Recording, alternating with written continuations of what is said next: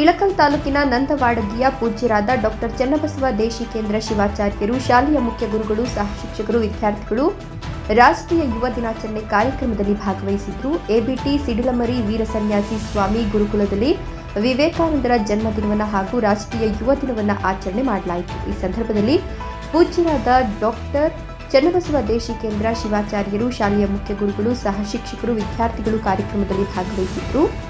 Shivakumara Kembhavi, Hiremath, NKS TV4, Bagalkot.